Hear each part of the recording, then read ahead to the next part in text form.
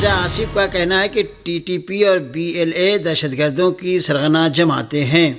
پاکستان کے وزیر دفاع خواجہ آصف نے ایک مقامی ٹیلی ویژن چینل سے بات چیت کے دوران کہا کہ فوج دہشت گردوں کی صفائی کا آپریشن کر دیتی ہے، لیکن اس علاقے کی سویلین حکومت اپنی ذمہ داری پوری نہیں کرتی۔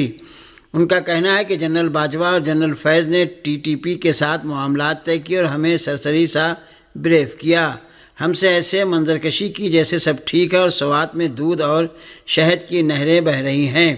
وزیر دفاع خواجہ آصف نے کہا کہ اس بریفنگ میں سیاستدانوں نے سوال اٹھائے، سب سے زیادہ علی وزیر اور محسن داور نے فیصلے کو چیلنج کیا، لیکن انہیں بولنے نہیں دیا گیا۔ وزیر دفاع خواجہ آصف کا کہنا ہے کہ جنرل ضیاء اور جنرل مشرف نے جو جنگ لڑی وہ اپنے اقتدار کو طول دینے کے لیے لڑی۔ جنرل ضیاء نے مذہب، سوشل اسٹرکچر اور معاشرہ برباد کر دیا، پیسے لے کر افغانستان جنگ کا حصہ بنے رہے۔ وزیر دفاع خواجہ آصف کا مزید کہنا تھا کہ ہم نے اسمبلی میں اقلیتوں کے ساتھ ہونے والے واقعات کے خلاف قرارداد پیش کی، جس کی پی ٹی آئی نے مخالفت کی۔ خواجہ آصف نے انکشاف کیا کہ ٹی ٹی پی اور بی ایل اے دہشت گردوں کی سرغنہ جماعتیں ہیں۔ 5-6 ہزار ٹی ٹی پی کے دہشت گرد پی ٹی آئی کی حکومت میں لائے گئے۔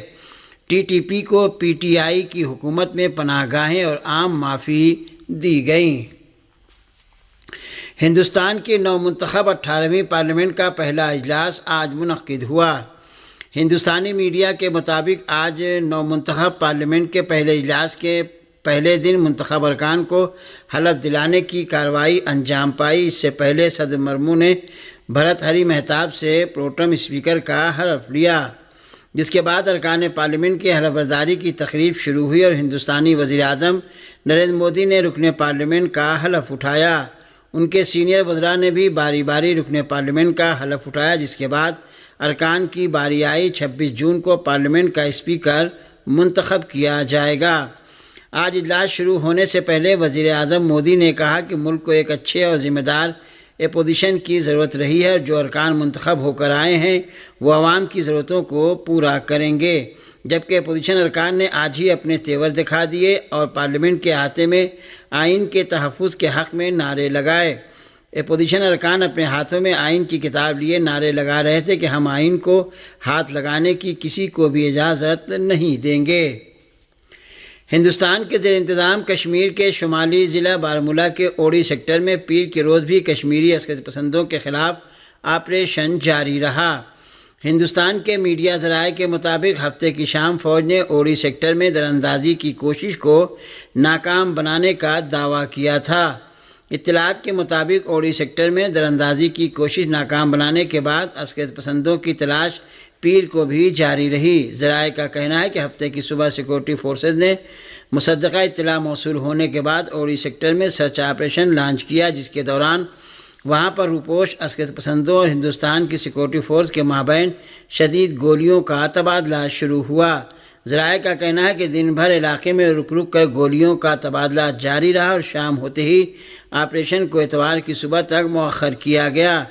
تازہ رپورٹ کے مطابق پیر کے روز بھی کشمیری عسکر پسندوں کے خلاف آپریشن جاری رہا۔ ایشین کوآپریشن ڈائیلاگ کی تنظیم کے وزرائے خارجہ کا اجلاس آج تہران میں منعقد ہوا۔ ہمارے نمائندے کے مطابق ایشین کوآپریشن ڈائیلاگ کی تنظیم کے وزرائے خارجہ کا 19واں اجلاس تہران میں منعقد ہوا، جس میں ایران اور دیگر ملکوں کے اعلیٰ عہدیداروں نے بھی شرکت کی۔ اجلاس کی افتتاحی تقریب سے خطاب کرتے ہوئے ایران کے نگراں وزیر خارجہ علی باقری نے مہمانوں کو خوش آمدید کہا اور کہا کہ آج ہم ACD کے اجلاس کی میزبانی کر رہے ہیں، یہ ہمارے لیے خوشی کی بات ہے۔ انہوں نے کہا کہ اس اجلاس میں 41 ملکوں کے وزراء اور بین الاقوامی تنظیموں اور اداروں کے مندوبین شریک ہیں۔ یہاں یہ بات قابل ذکر ہے کہ ACD کی صدارت اس وقت جمہوریہ اسلامی ایران کے پاس ہے۔ ایشین کوآپریشن ڈائیلاگ فورم کے تہران اجلاس میں رکن ملکوں کے حالات، خطے کے تغیرات اور دیگر اہم علاقائی مسائل کا جائزہ لیا جا رہا ہے۔ اس سے پہلے ایشیا کوآپریشن ڈائیلاگ تنظیم ACD کے رکن ملکوں کے اعلیٰ سفارتکاروں کی نشست اتوار 23 جون کو منعقد ہوئی۔ ایران کی وزارت خارجہ کے اکنامک ڈپلومیسی سیل کے ڈپٹی ڈائریکٹر مہدی صفری کی صدارت میں منعقد ہونے والی ACD کی اس نشست میں تنظیم کے رکن 32 ملکوں کے اعلیٰ عہدیداروں اور سفارتکاروں نے شرکت کی۔ اسلام آباد نے پاکستانی زائرین کے سفر ایران میں سہولت کی غرض سے مسافر بحری سروس شروع کرنے کو اپنے ایجنڈے میں شامل کر لیا ہے۔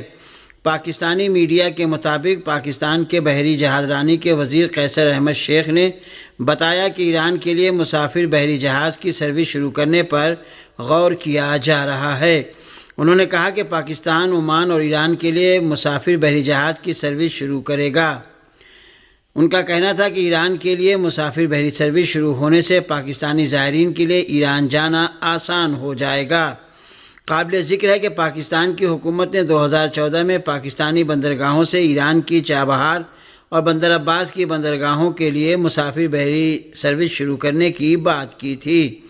حکومت پاکستان کا کہنا ہے کہ پاکستان اور ایران کے درمیان مسافر بحری سروس شروع ہونے سے پاکستانی زائرین کے لیے سفر ایران اور آسان اور سیکورٹی کے نقطہ نگاہ سے پرامن ہو جائے گا۔ خیال رہے کہ فی الحال زیادہ تر پاکستانی زائرین زمینی راستے سے تفتان میرجاوا سرحد سے ایران آتے ہیں اور راستے میں انہیں تکفیری دہشت گرد ٹولوں کے حملوں کا خطرہ بھی لاحق رہتا ہے۔ فلسطین کے اسلامی مزاحمتی گروہ نے غزہ کے اطراف میں واقع صہیونی بستیوں کو میزائل حملے کا نشانہ بنایا ہے۔ موصولہ خبروں کے مطابق گزشتہ سال اکتوبر سے شروع ہونے والے طوفان الاقصی آپریشن کو 260 دن کا عرصہ گزر جانے کے باوجود فلسطین کے مقبوضہ علاقوں اور غزہ میں صہیونی فوجیوں، ان کے ٹینکوں اور دیگر جنگی وسائل کے خلاف فلسطینی مجاہدین کے حملے مسلسل جاری ہیں۔ فلسطینی مجاہدین کے اس حملے کے نتیجے میں غیر قانونی صہیونی بستیوں میں خطرے کے سائرن بجنے لگے۔ فلسطین کی تحریک جہاد اسلامی کی فوجی ونگ قدس بریگیڈ نے جنوبی غزہ کے علاقے نتساریم میں صہیونی فوج کے ٹھکانے پر میزائل داغے ہیں۔ شہدائے الاقصی اور مجاہدون نے بھی اسی علاقے میں میزائلوں سے صہیونی فوجیوں کو نشانہ بنایا ہے۔ اس کے علاوہ تحریک جہاد اسلامی کی فوجی ونگ قدس بریگیڈ اور تحریک حماس کی فوجی ونگ قسام بریگیڈ کے مجاہدین نے مشترکہ آپریشن کر کے جنوبی غزہ میں واقع شہر رفح میں صہیونی فوجیوں پر مارٹر گولوں سے حملہ کیا ہے۔ ایک اور مشترکہ کارروائی میں قدس بریگیڈ، شہدائے الاقصی بریگیڈ اور ناصر صلاح الدین بریگیڈ نے مشترکہ آپریشن کر کے کیسوویم علاقے میں صہیونی فوج کے ٹھکانے پر مارٹر گولوں سے بھاری حملے کیے۔ شہید عمر القاسم فورسز نے بھی رفح میں واقع الشابورہ کیمپ میں صہیونی فوجیوں اور ان کے جنگی ہتھیاروں کو مارٹر گولوں سے نشانہ بنایا ہے۔ دوسری جانب عراق کی اسلامی مزاحمت نے بھی ایک بیان میں غزہ کے عوام کی حمایت اور صہیونی حکومت کے جرائم کے رد عمل میں ڈرونز کے ذریعے بحر المیت کے سواحل میں بنیادی اہداف کو نشانہ بنایا۔ عراق کی اسلامی مزاحمت نے مقبوضہ فلسطین کے جنوب میں ایلات بندرگاہ کو بھی ایک ڈرون سے نشانہ بنایا ہے۔ عراق کی اسلامی مزاحمت نے یمنی فوج کے ساتھ ایک مشترکہ آپریشن میں حیفا اور بحیرہ روم میں 5 بحری جہازوں پر ڈرون حملہ کیا ہے۔ عراق کی اسلامی مزاحمت نے ایک ڈرون کے ذریعے جنوب مشرقی شام میں الطنف امریکی فوجی اڈے کو بھی نشانہ بنایا۔ حکومت فلسطین کے پریس دفتر نے اعلان کیا ہے کہ غزہ کے خلاف صہیونی جارحیت کے آغاز کے بعد یتیم فلسطینی بچوں کی تعداد میں بے تحاشا اضافہ ہوا ہے۔ ہمارے نمائندے کی رپورٹ کے مطابق حکومت فلسطین کے پریس دفتر نے اعلان کیا ہے کہ غاصب صہیونی حکومت کی جارح فوج کے وحشیانہ حملوں میں غزہ میں 17,000 سے زائد فلسطینی بچے یتیم ہو چکے ہیں، جن میں 3% ایسے بچے ہیں جو اپنے ماں باپ دونوں کی شفقت سے محروم ہو چکے ہیں۔ دوسری جانب فلسطین کی تعلیم و تربیت کی وزارت نے اعلان کیا ہے کہ صہیونی جارحیت کے نتیجے میں 8 لاکھ فلسطینی بچے اپنی تعلیم سے محروم ہو چکے ہیں، جبکہ صہیونی جارحیت میں اب تک 37,598 افراد شہید اور 86,032 دیگر زخمی ہو چکے ہیں۔ یمن کی مسلح افواج کے ترجمان نے اعلان کیا ہے کہ یمن کی مسلح افواج نے مقبوضہ فلسطین کی طرف بڑھنے والے 2 بحری جہازوں کو میزائلوں سے نشانہ بنایا ہے۔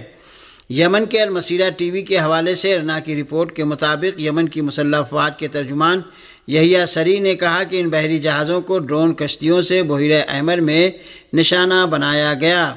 یمنی فوج نے بھی ایک بیان میں بحر ہند میں ایک بحری جہاز کو نشانہ بنانے کا اعلان کیا ہے۔ یمن کی مسلح افواج کے ترجمان نے کہا کہ ان بحری جہازوں کو بحری ضوابط کی خلاف ورزی اور یمن کی مسلح افواج کے انتباہ کو نظر انداز کرنے پر حملے کا نشانہ بنایا گیا۔ یمن